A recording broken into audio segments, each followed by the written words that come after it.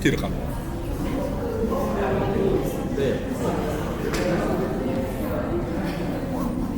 Assalamualaikum warahmatullahi wabarakatuh. Selamat sore semua teman-teman. Saya ucapkan terima kasih kepada teman-teman yang telah menyempatkan hadir untuk datang ke asistensi statistika pada sore hari ini. Selanjutnya akan saya serahkan langsung kepada mentor Mas Adit. Kepada Mas Adit dipersilakan. Oke, selamat sore ya teman-teman. Salam. Perkenalan dulu, aku Muhammad Aditya Wibawa dari program studi akuntansi dari semester 5. Di sini aku diminta tolong untuk mengisi asistensi statistika. Udah dikirim soalnya? Belum dikirim? Dosennya siapa? Siapa? Bu Sinta? Sama semua? Bu Eska? Sama. Bu Eska masih bauca apa? Masih asdos apa Bu Eska sendiri? Masih asdos, bauca.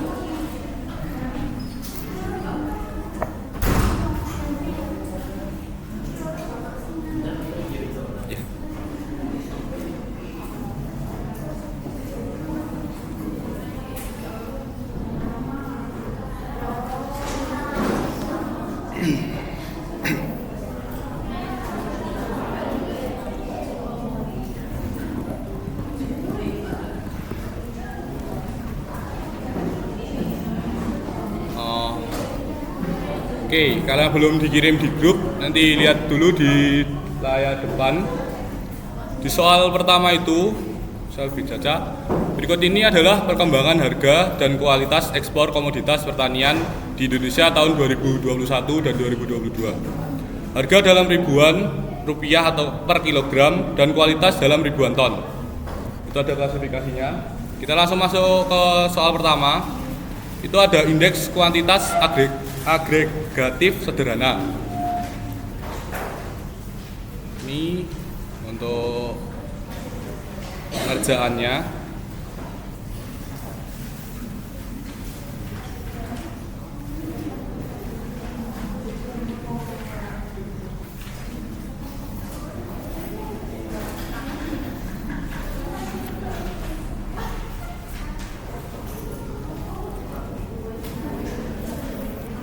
Ini untuk pengerjaannya. Yang pertama itu ada indeks kuantitas. Itu ada rumusnya di bawah, itu ada I sama dengan sigma Qn per sigma Q0.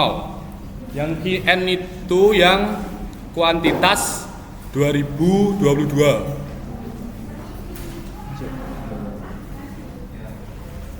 Qn itu kuantitas 2022, sedangkan Q0 itu kualitas 2021. Jadi nanti patokannya Q0 itu yang sebelumnya, Qn itu yang sesudahnya.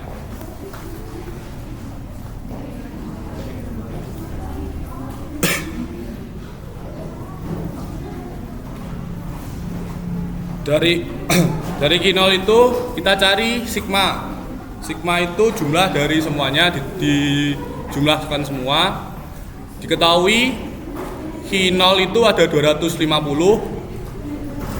dan Qn-nya ada 250 juga. Jadi kalau dimasukkan ke rumus, I sama dengan 250 per 250 dikali 100%. Ini tak tulis di papan.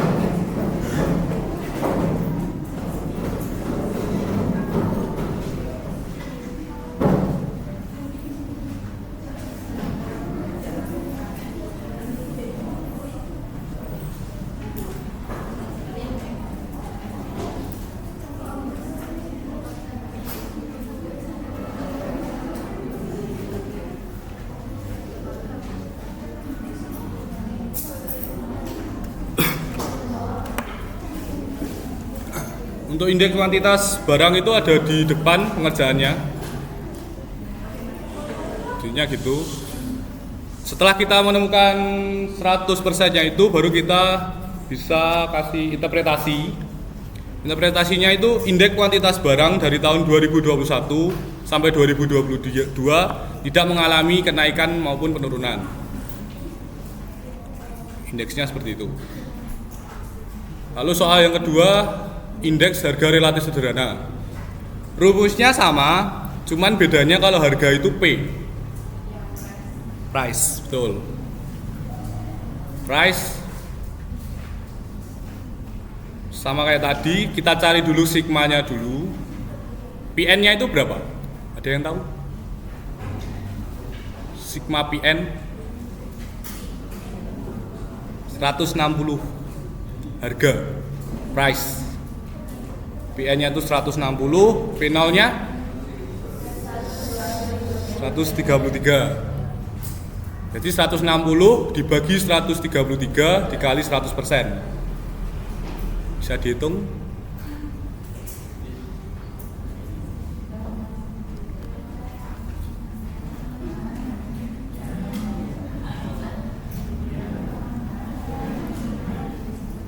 Kita kasih tulisan di bawah ya.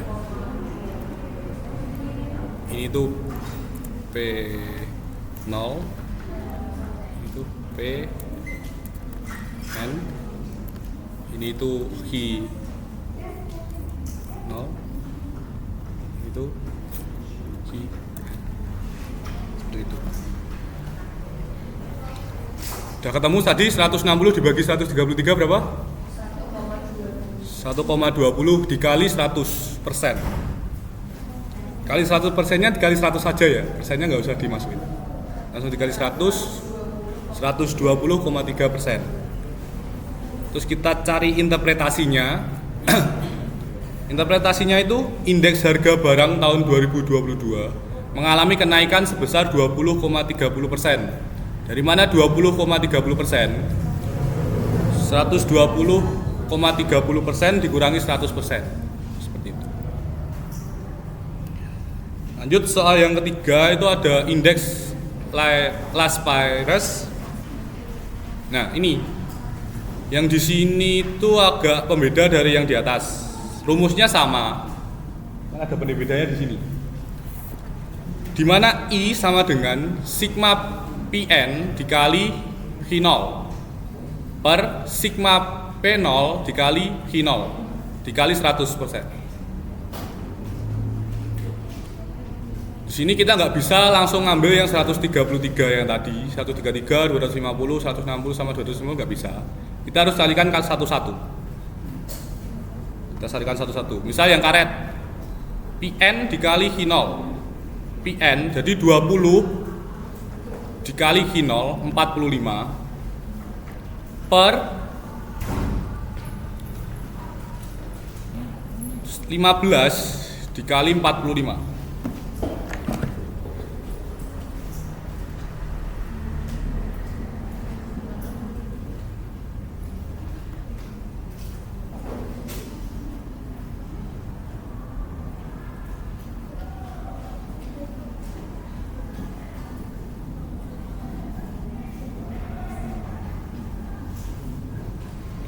Nanti ketemu 900.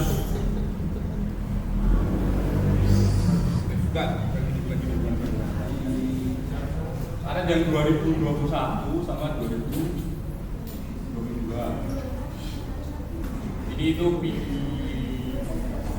0 kali Pi 0. Itu Pi kali Pi 0. Karet P0-nya itu ada data. P0-nya 15 kali 45. Sini 20 kali 45. Ini ketemu. Ini hasilnya berapa?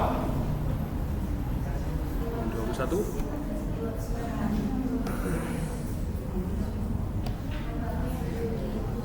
675. ya, punya 900. Begitu juga untuk barang-barang yang ke bawah seperti kopi, kelapa sawit, teh, sama coklat. Caranya sama seperti ini. Nanti di bawah kita jumlahkan sampai ketemu sigma P0 kali I0. Kayak gini sigma Pn kali I0. P0 kali I0 nya sigmanya ada 9.380. Yang Pn kali I0 ada 10.925. Dari dua ini kita masukkan ke rumus yang tadi.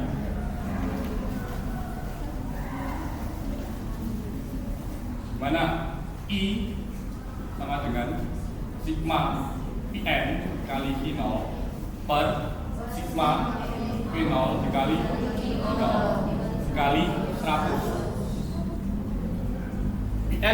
Sigma Pn kali I0 ada 10.925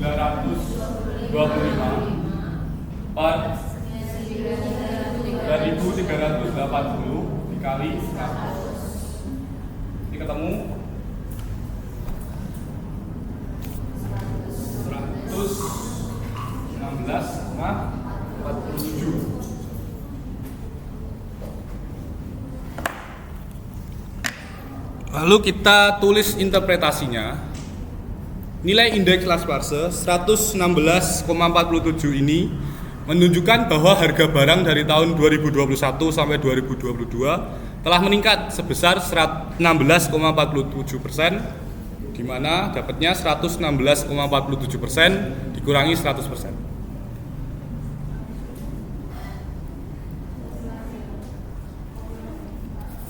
Di sini dulu ada yang mau ditanyain?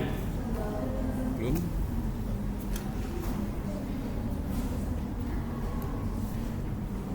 Bisa dilanjut? Lanjut ke soal nomor 2. PT AMOC memproduksi suatu barang yang menjadi kebutuhan pokok masyarakat dengan omset penjualan tercatat selama 6 tahun dan disajikan dalam data berikut. Pertanyaannya, hitung persamaan tren dengan metode semi-average, moving average, sama least square. Berapa perkiraan omset penjualan pada tahun 2025?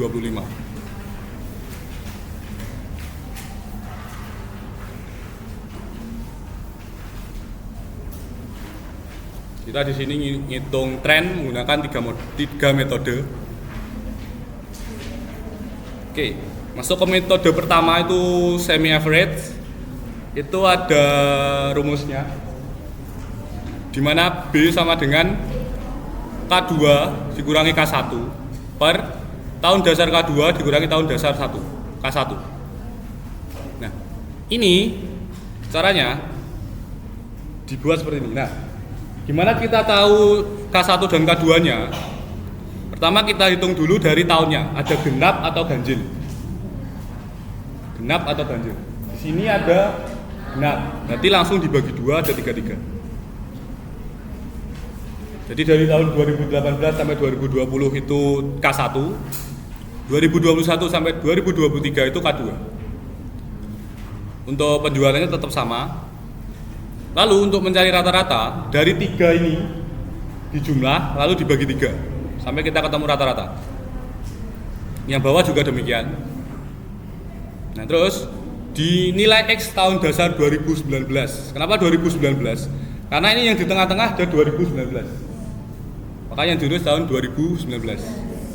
Di tahun dasar 2019 itu kita X-nya 0. Masa lalu itu pengurangan, masa depan itu penambahan.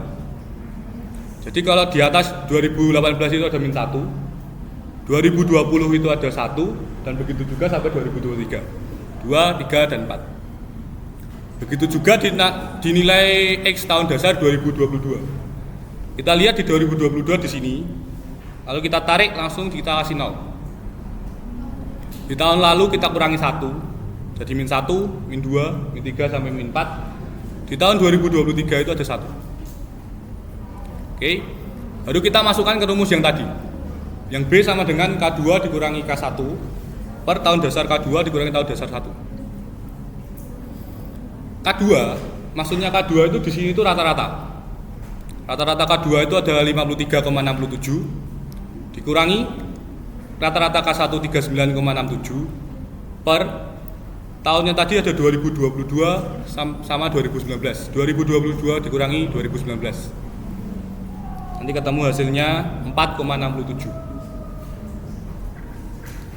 Itu. Lalu kita masukkan ke rumus ini. Y tahun 2019. Y tahun 2019 itu rata-rata di K1 plus BX. B-nya kan sudah kita ketahui. Langsung kita masukkan di sini. Begitu juga yang Y tahun 2022. Rata-rata K2 ditambah BX. Udah. Gini aja. Semi average itu cuma sampai sini.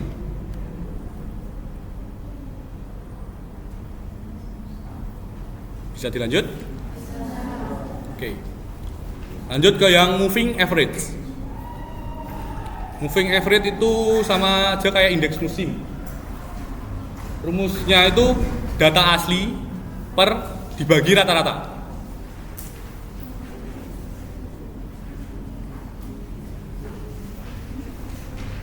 Ini yang atas, yang ini. Bedanya sama semi average tadi, kalau semi average itu harus dibagi dua. Kalau moving average itu nggak usah, langsung kita tulis. Tahunnya sama, data asli itu jumlah yang tadi, penjualan yang tadi. Nah, di total, ini kok ya tahun pertama minus, karena kalau di moving average itu perhitungannya 3 tahun. 3 tahun. Makanya di tahun 2018 itu dia tidak punya. Masuk, ya. Dia belum ada. Di tahun 2019 dapatnya 119 ini dari data asli tahun itu ditambah data tahun kemarin ditambah data masa depan. Jadi 35 ditambah 39 ditambah 45. Lalu dibagi 3. Bukan, belum dibagi, masih ini. Hanya ditambahkan.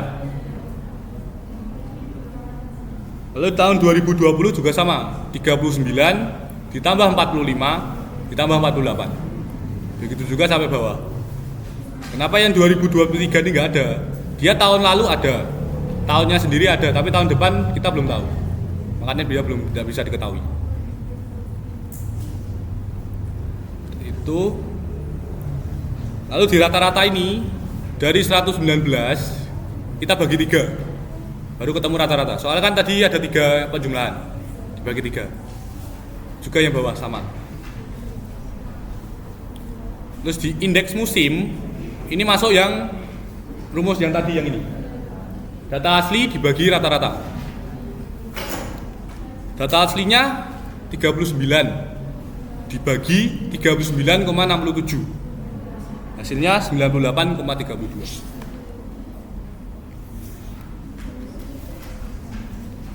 Begitu juga untuk tahun-tahun selanjutnya. Seperti itu.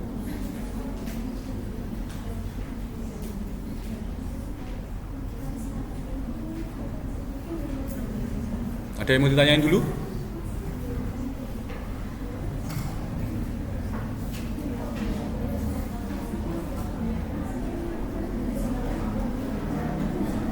Bisa dilanjut? Oke. Kita lanjut ke metode yang terakhir, itu ada last scores. Di last score itu rumusnya ini. Y sama dengan A plus BX. Di mana nilai A itu adalah sigma Y dibagi N. N itu periodenya, berapa tahun itu. Lalu nilai B itu sigma Y dikali X per sigma X kuadrat.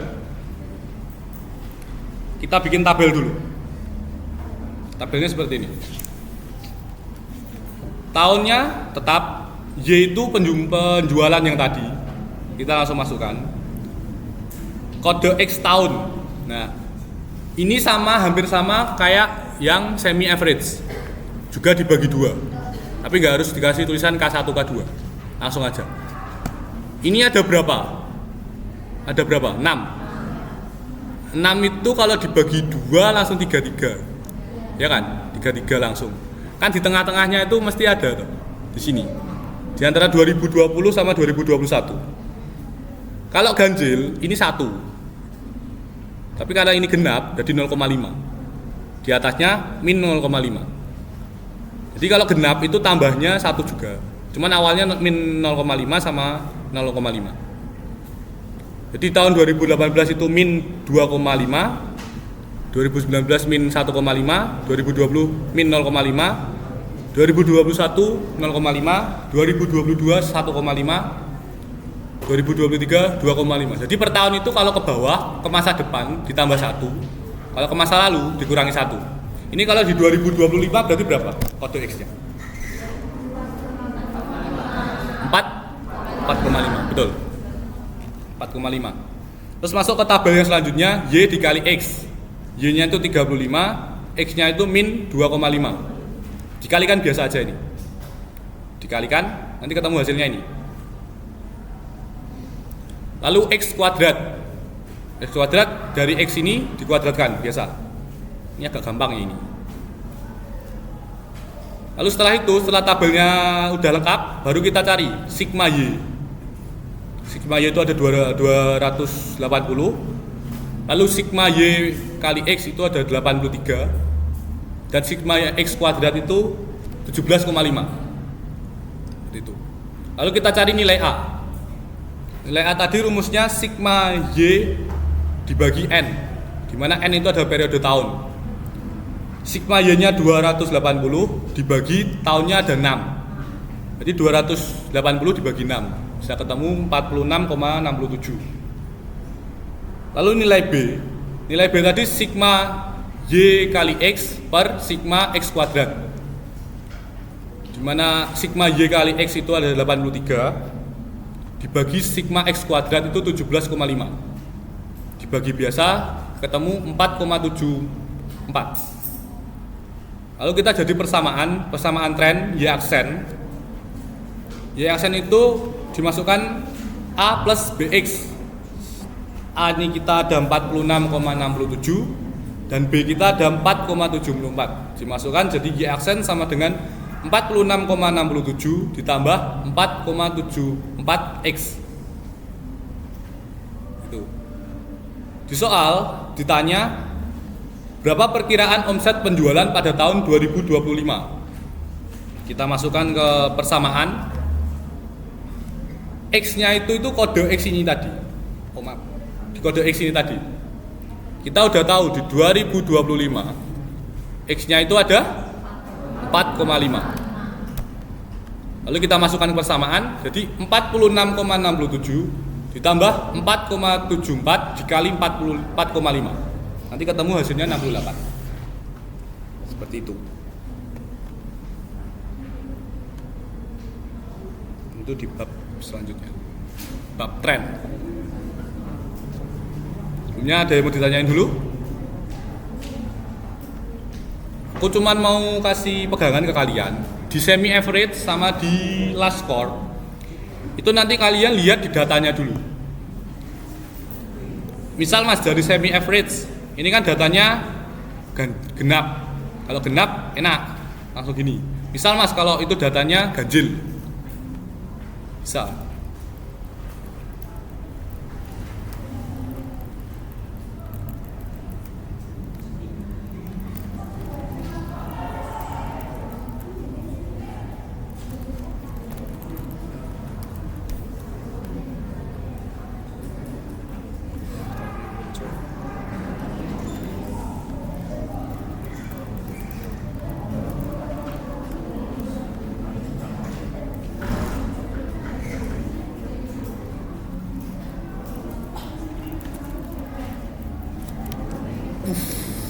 Sorry, maaf.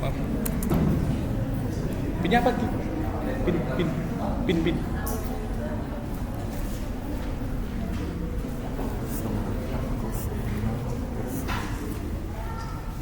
Pencet.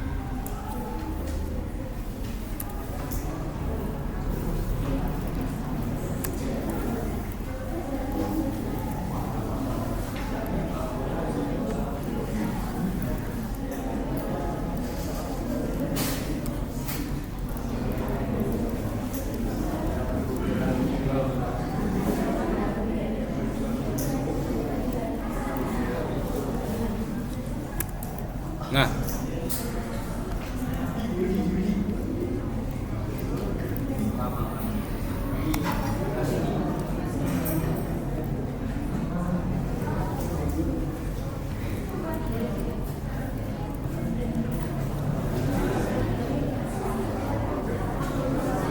gini.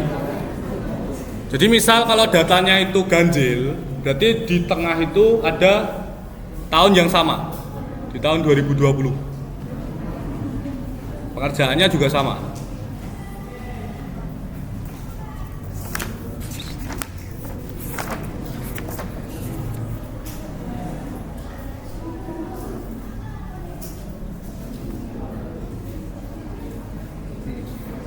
Sama.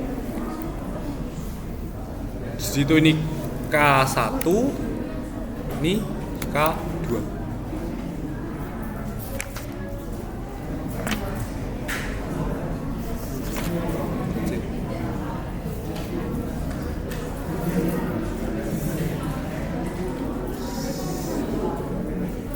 Yang penting tahun yang ke 2020-nya itu disamakan. Untuk yang sampingnya ini tetap sama.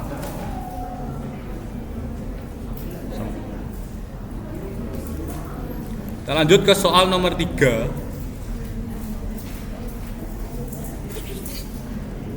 Data bab probabilitas. Data dari suatu perguruan tinggi di Surakarta menunjukkan bahwa dari 1.600 mahasiswa yang wisuda, terdapat 900 orang mahasiswa laki-laki. Mahasiswa laki-laki tersebut yang lulus dengan predikat cum laude sebesar 250 orang. Sedangkan mahasiswa wanita yang lulus dengan predikat tidak cum laude sebesar 500 orang. Dari data di atas, maka hitunglah probabilitas mahasiswa wanita dan lulus dengan predikat cum laude. Berapa probabilitas mahasiswa laki-laki atau lulus dengan predikat tidak cum laude? Terus yang C, berapa probabilitas dari mahasiswa yang lulus dengan predikat cum laude didapatkan mahasiswa laki-laki? Yang D, berapa probabilitas mahasiswa laki-laki akan didapatkan mahasiswa dengan predikat cum laude? Lalu yang terakhir, apabila terjadi seorang mahasiswa tersebut lulus dengan predikat cum laude, berapa probabilitas bahwa mahasiswa tersebut berasal dari mahasiswa laki-laki?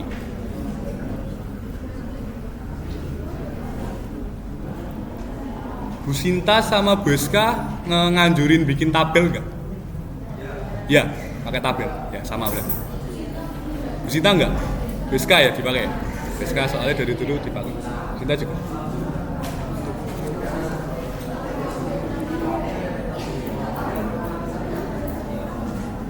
Nah, kalau aku lebih pressure di bikin tabel. Jadi kita masukin apa? Angkanya enggak keliru-keliru. Di sini kan totalnya 1.600. Itu di sini. 1.600. Maksudnya sini dulu. Lalu terdapat 900 orang mahasiswa laki-laki. 900 mahasiswa laki-laki. Kan di situ nggak diketahui berapa mahasiswa perempuan. Kan kita bisa tahu dari 700. Dapatnya 700 dari mana dia tahu?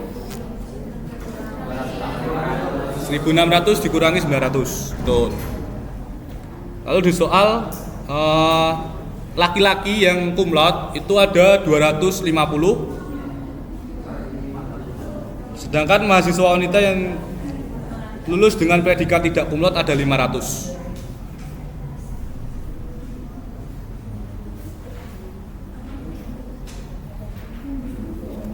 Jadi kalian tahu kan angka-angka yang lain itu dapatnya dari mana? Bisa diketahui toh. Laki-laki yang tidak cum laude ada 650, didapatkan dari 900 dikurangi 250, hasilnya 650. Begitu juga untuk wanita yang cum laude dapat 200 dari 700 dikurangi 500, hasilnya 200. Total cum laude itu ada 450, total tidak cum laude ada 1150. Duanya ini hasilnya harus sama 160, 1600 semua. Gitu. Oke, kita masuk ke soal. Soal pertama, probabilitas mahasiswa wanita dan lulus dengan predikat cum laude. Di sini harus agak teliti ya, soalnya kata-kata dan, atau, dengan itu jebak banget. Pertama itu dan lulus predikat. Jadi P dalam kurung W wanita dan lulus predikat cum laude. Itu jadi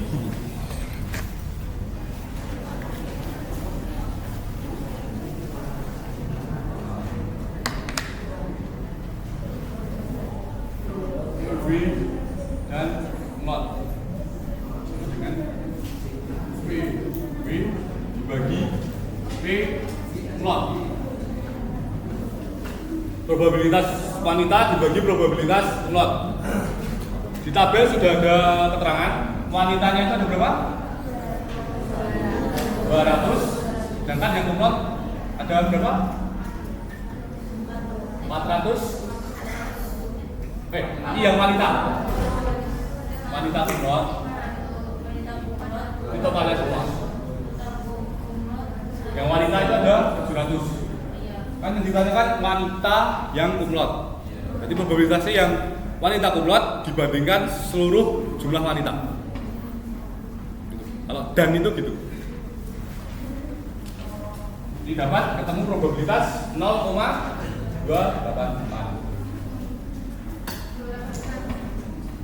Oh, 86. 86. Lalu yang kedua itu berapa probabilitas mahasiswa laki-laki atau lulus dengan predikat tidak cum laude? Ini agak panjang. B. Laki-laki atau tidak cum laude.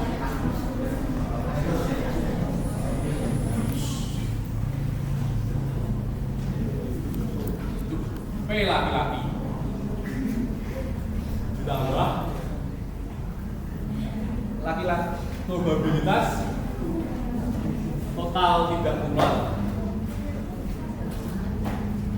kurangi probabilitas seluruh ya laki-laki tidak cum laude. Laki-laki tidak cum laude.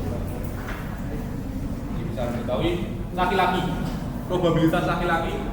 Jumlah total laki-laki ada 900 dibanding seluruh mahasiswa 600 ditambah probabilitas tidak cum laude.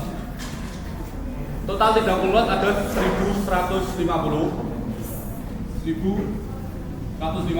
dibanding seluruh mahasiswa ada 1600 dikurangi probabilitas laki-laki yang tidak cum laude.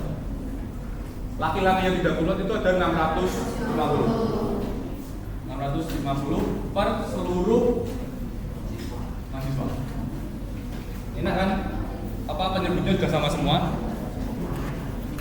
Kita langsung aja dimasukkan. Bisa dibantu hitung ini berapa hasilnya? 900 ditambah 1150 ditambah 650. Berapa hasilnya?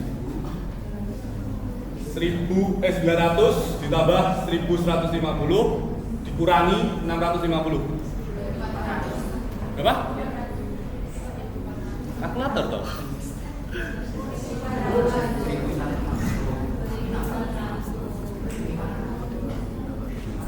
1400 per 160 1600 bisa disederhanakan dengan desimal jadi 0,875.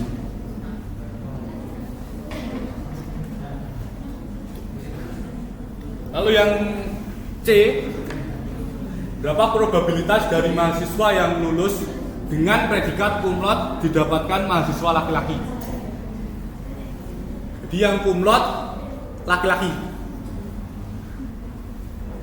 Ada berapa mahasiswa laki-laki yang cum laude? 250. Jumlah keseluruhan yang cum laude ada 450. Jadi langsung dimasukkan. Probabilitas itu bukan per ya, jadi dari seluruh sini 250 per 450. Desimalnya ada 0,556.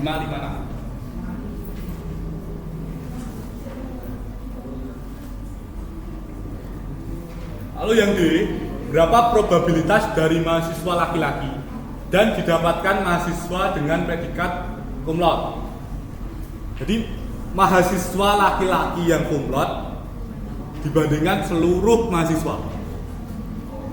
Mahasiswa laki-laki yang cum laude ada 250 per seluruh jumlah mahasiswa ada 1.600. Jadi probabilitas laki-laki dan yang laki-laki itu ada 250 orang dibandingkan seluruh mahasiswa dapatkan hasil 0,156.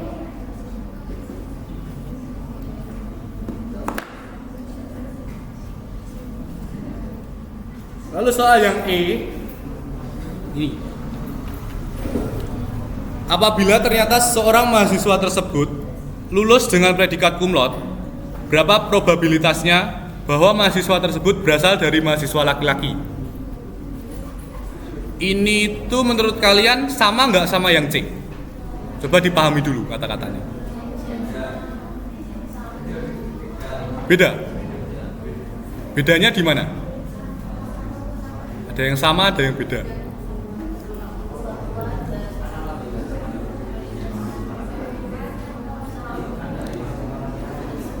Tadi yang ngomong beda, hasilnya sama kayak ini nggak? Coba dihitung dulu. Beda, udah dihitung. Coba dihitung dulu yang beda tadi.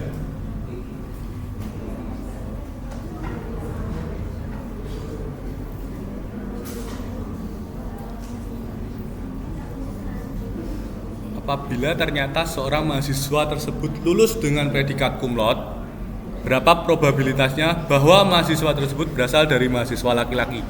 Itu sama nggak kayak yang C, kayak berapa probabilitas mahasiswa yang lulus dengan predikat cum laude didapatkan mahasiswa laki-laki? Sama atau beda menurut kalian? Sama-sama cum laude, sama-sama mahasiswa laki-laki.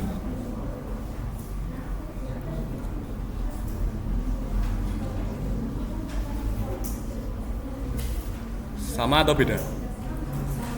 Sama. Iya, aku juga sama. Soalnya kan di sini dia tanyanya probabilitas laki-laki dan sama-sama cum laude. Mungkin soal ini error. Mungkin harusnya ini mahasiswa perempuan. Harusnya. Seperti itu. Nah.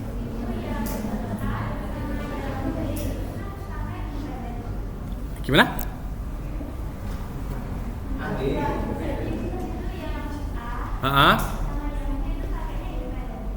Yang A sama yang D itu pakainya yang pendek, independen.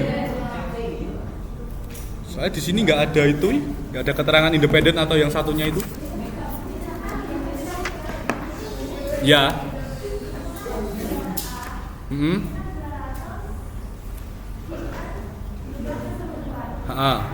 Kamu udah ngitung belum? Udah ngitung? Atau kamu maju aja? Coba perhitungan dari kamu. Ya, perhitungan dari kamu.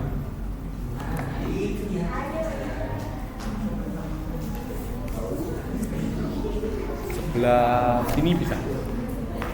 Sini atau kalau mati. Ini kan kalau yang di buku, itu kan soalnya berapa probabilitas mahasiswa wanita dan lulus dengan predikat cum laude. Kan itu udah.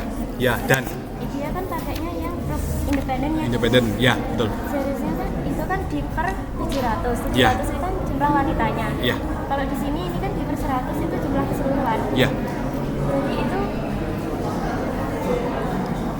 Ya, di buku juga sama, juga gitu. Tapi dosenku dulu bilangnya gitu, dipernya sama yang wanita aja. Jadi nggak sama pakai yang itu. wanita aja. Terus bedanya sama yang D apa? Bedanya sama yang D, Iya. kalau yang D itu Sama-sama pakai dan juga. sama-sama pakai dan juga. Kenapa Tapi di- itu predikatnya dulu yang di depan. Jadi dia, Jadi itu bedanya di situ. iya, di sini kan di buku kamu kan, tuh sebentar, halaman berapa itu? 39. Nah, ini kan siswa laki-laki yang mempunyai nilai kurang dari 60. Nah, di sini wanita yang punya kurang dari 60 juga. Sedangkan yang D itu laki-laki sama yang mempunyai predikat cum laude yang didapatkan mahasiswa laki-laki, jadi khusus di laki-laki. Mahasiswa yang lulus dengan predikat cum laude didapatkan mahasiswa laki-laki. Jadi kan seluruh yang cum laude dulu dibaginya kan tetap 1.600, terus dispesifikasi lagi yang didapatkan mahasiswa laki-laki. Kalau bedanya berarti kalau yang D itu dari keseluruhan mahasiswa, kalau iya, yang A itu cuma dari wanita. gitu. Terima kasih ya, Pak. Sama ya teman-teman. Bisa kita lanjutkan? Ada yang mau tanya lagi? Ya. Minnya kenapa tidak 1.600? Di buku halaman 39 itu 100 mas, kok ini beda. Kalau yang di buku itu wanita, dibaca lagi. Berapa probabilitas mahasiswa wanita dan lulus dengan predikat cum laude? Ya kan? Sama yang C kan hampir sama. Mahasiswa lulus dengan predikat cum laude didapatkan mahasiswa laki-laki. Kalau yang ini kan khusus untuk wanita. Soalnya dia cuma ini tulisannya mahasiswa wanita dan lulus dengan predikat cum laude. Wanita. Di awal dia wanita dulu. Lulus dengan predikat cum laude. Wanita yang predikat cum laude itu ada 200 dibandingkan seluruh mahasiswa perempuan, wanita. Kalau yang C itu berapa probabilitas mahasiswa yang lulus dengan predikat cum laude didapatkan mahasiswa laki-laki. Jadi kan seluruh mahasiswa dulu dikhususkan yang laki-laki. Seperti itu. Bisa dipahami? Ada lagi? Coba.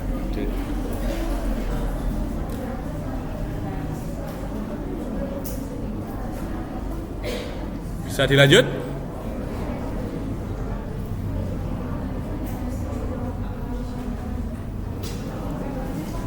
Lanjut ya. Soal nomor 4. Misalkan rata-rata pendapatan keluarga per hari di daerah kota ada 10.000 dengan defisiasi standar 3.000 dan rata-rata pendapatan di daerah pedesaan 4.000 dengan defisiasi standar 500. Jika diambil sampel random, keluarga kota sebanyak 50 dan keluarga pedesaan sebanyak 200. Maka berapa probabilitas beda antara pendapatan keluarga per hari antar kota dan pedesaan lebih dari 5.000? Yang B, berapa probabilitas beda antar pendapatan keluarga per hari antara kota dan pedesaan lebih dari 6.500?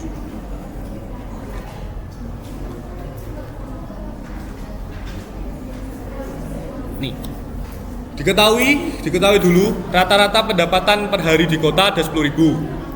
Standar defisiasi itu ada 3.000. Standar defisiasi itu lo lambangnya kayak 6 garis itu loh. Tahu kan? Ini nggak tak tulis, nggak bisa. Yang rata-rata harian di desa 4.000, standar defisiasinya ada 500. Lalu sampel randomnya ada 5, dari kota ada 50, desa ada 200. Lalu kita cari dulu selisih rata-rata. Selisih rata-rata itu didapatkan dari rata-rata pendapatan harian kota dikurangi rata-rata harian di desa. Kita temukan 600. Lalu setelah itu kita cari simpangan baku. Simpangan baku itu rumusnya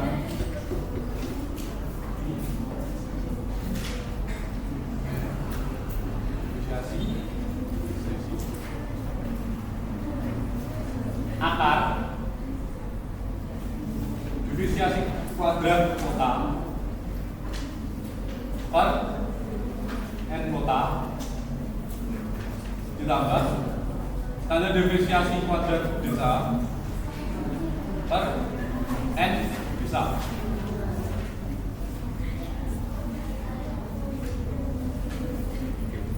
Kita masuk ke perhitungan akar. Standar defisiasi di kota itu berapa? 3.000 kuadrat per n kota. N kota itu sampel yang diambil dari kota. Berapa? Sampel yang diambil 50. ditambah standar deviasi dari desa 500 kuadrat per sampel yang diambil dari desa 200. Coba dikerjakan dulu. Jangan lihat yang ini. Nggak bisa. Coba dikerjakan dulu. Nih. Deviasi selisih akar 3000 kuadrat per 50 ditambah 500 kuadrat per 200. Kita kerjain bareng-bareng aja. Akar 3000 kuadrat berapa? 9 juta per 50 ditambah akar 500 berapa? 250 per 200. Karena pembilang penyebutnya beda, jadi kita bagikan aja ya.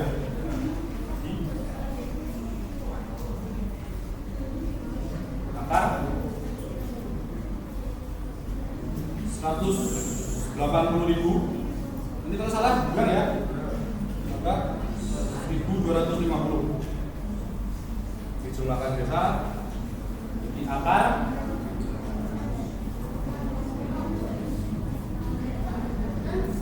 181.250. Ya kan tadi ketemu 425,1. Itu ada depresiasi simpangan baku. Simpangan bakunya ketemu 425,1. Kita masuk ke soal A. Soal A itu ada berapa probabilitas beda antara pendapatan keluarga per hari dan antara kota dan desa yang lebih dari 5.000. Kita hitung dulu A. Z sama dengan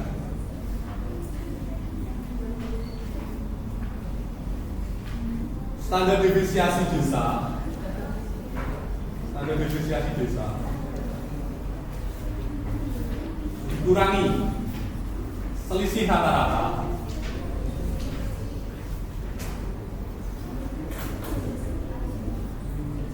dibagi simpangan baku.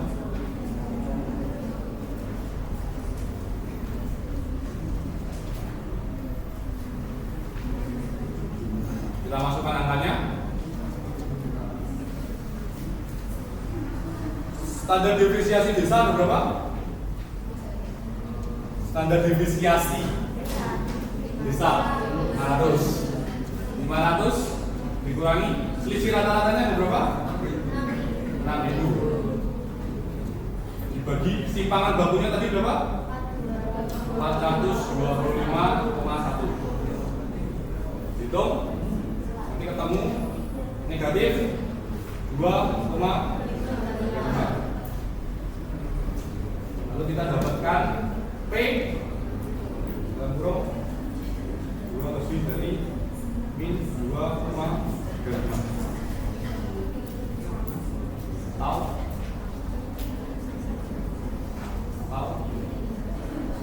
I min P 1 min P 2 lebih dari min 2,35. Bawa buku semua toh? Buka tabel. Buka tabel 1 luas kurva normal di halaman 111. Halaman 111. Kita nentuin luas kurvanya dulu.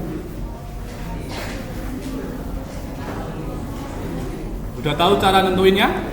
Ya, tahu di 2,35. Jangan lihat minnya dulu ya. 2,35 itu berarti P-nya dapat 49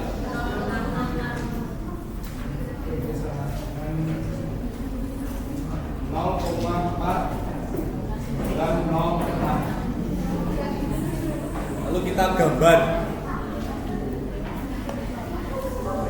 Gambar.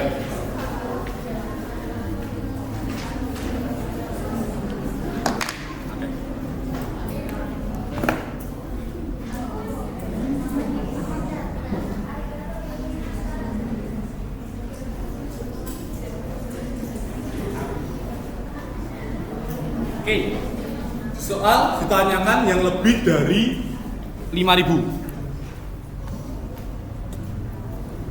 Probabilitas lebih dari 5.000. Nah, 5.000-nya itu di kiri atau di kanan? Di garis gambar. 5.000. Di sini. Kanan.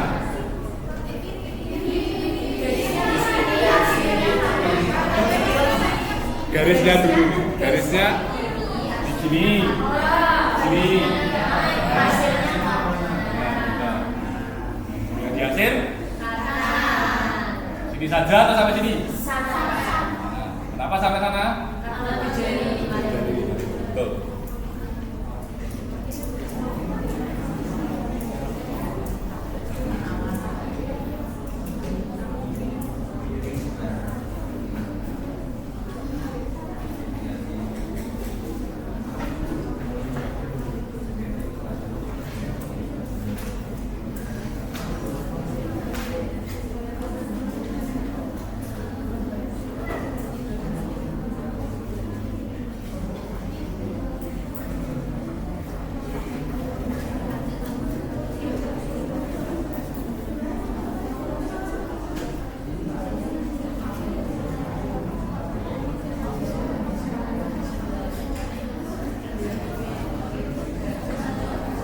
Masuk ke perhitungannya tadi, P 2 kurang dari 2,5. Dia udah punya setengah, tambahan lagi segini.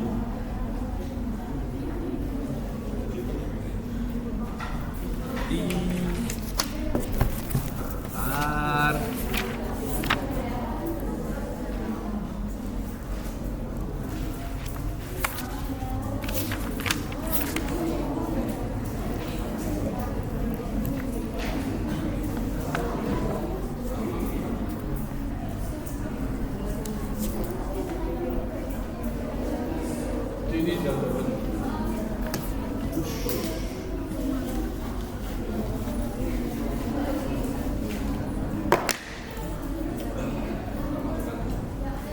Luas kurva apa tadi? 0,4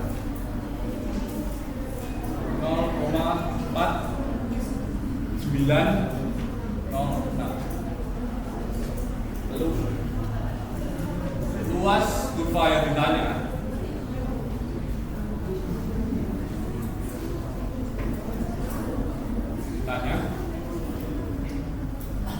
sama dengan 0,5 ditambah 0,4906. Hasilnya 0,9906. Kenapa ditambah 0,5? Dan dia udah punya segini itu nilainya 0,5. Segini tadi nilainya 0,4906. Berarti jumlah luas ini semua yang dihasil itu ada 0,9906. Seperti itu.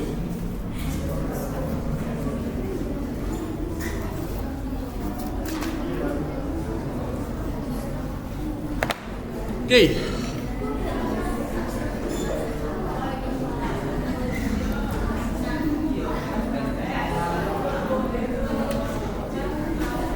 Kita lanjut yang di soal B. Soal B tadi, berapa probabilitas beda pendapat keluarga per hari antara kota yang lebih dari 6.500? lebih dari 6.500.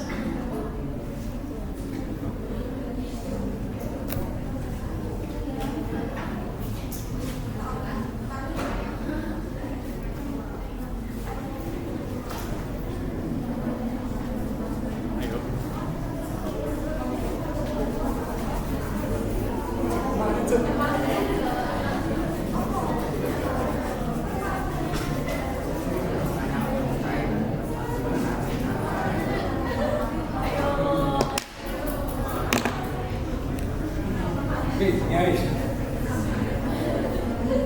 B. Z itu yang ditanya ada 6.500. Kurangi selisih rata-rata 6.000 dibagi simpangan gabung 425,1. Hasilnya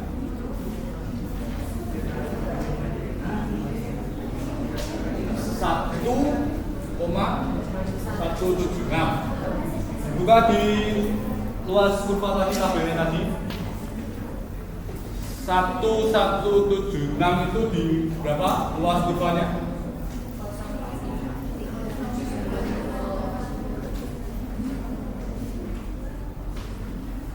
Luas kurva berapa?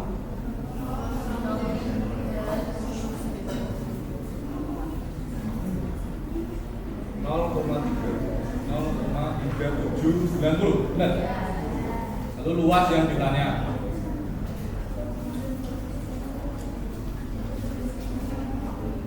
Tanya. Nah, ini 6.500 itu di kanan atau kiri? Coba. Kanan. Jadi kita asumsikan di sini aja ya. 6.500. Mana yang dihasil? Sini semua? Ya, betul. Terus langsung luas yang ditanya. Oke. Luas yang ditanya.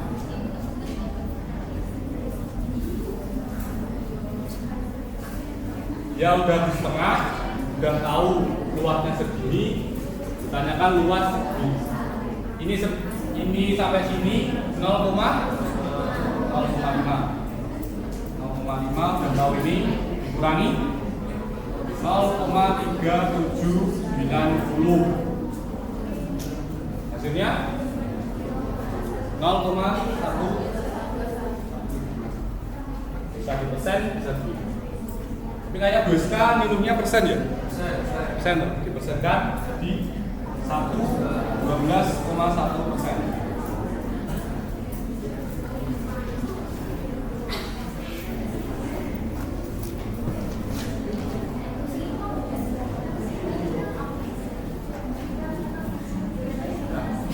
Ada yang mau ditanyain dulu dari ini?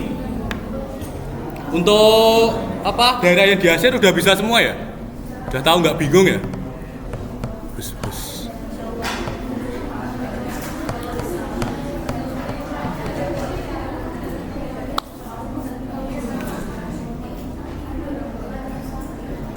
Spesiasi simpangan baku.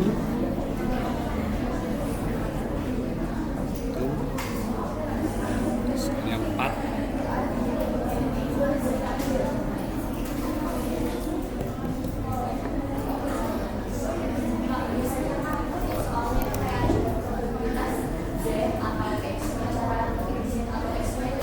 Z atau X? Pertanyaan sing bagus. Bentar ya.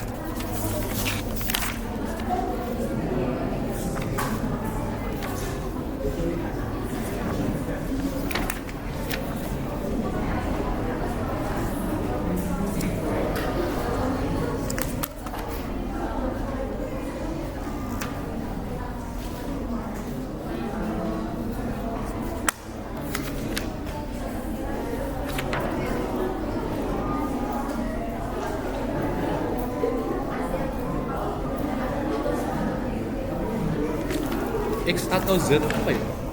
Setahu Y.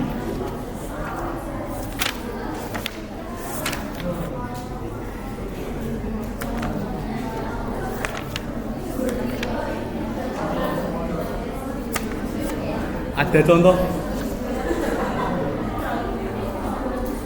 Ada contoh soalnya nggak? Yang X atau yang Y?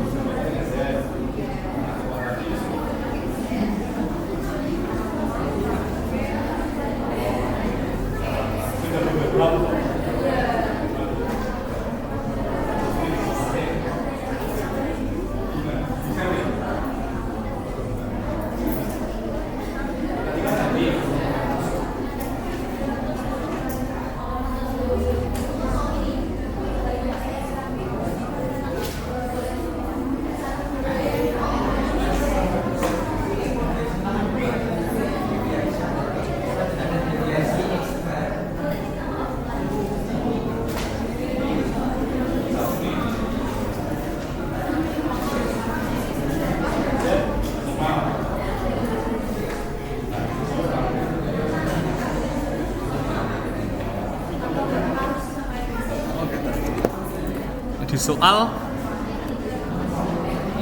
probabilitas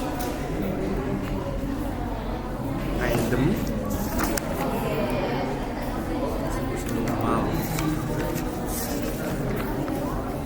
oh iya sampling ada Z ya X bar oh X bar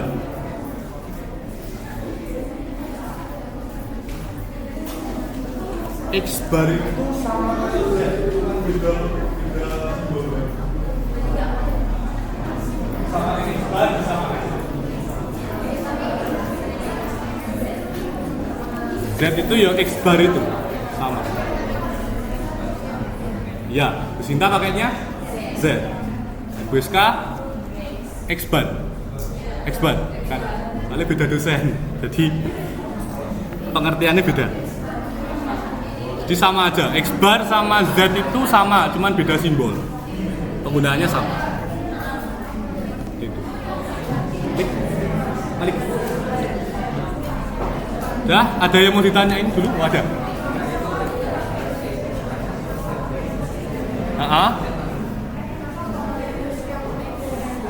X bar sama aja. Z sama X bar itu sama.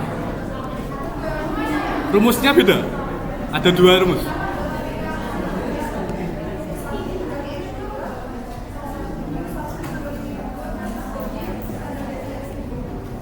Oh, yang ini Pak Kemu. Yang X bar 1 dikurangi X bar 2 per akar S kuadrat 1 per N1 ditambah S kuadrat 2 per N2.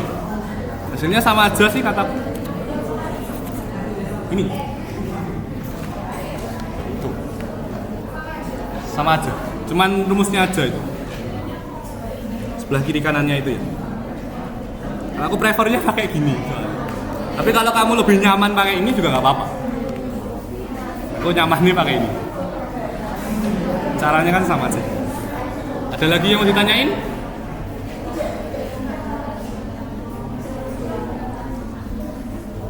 Oke, aku rasa cukup untuk sore hari ini. Makasih untuk waktunya kalian sudah hadir di sini. Dari aku cukup sekian. Aku kembali lagi.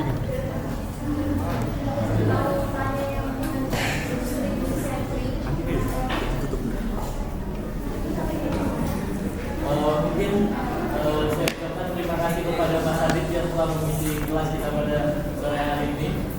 Mungkin teman-teman yang merasa belum puas dengan kelas pada sore hari ini nanti bisa tanya-tanya di grup yang sudah kita sediakan.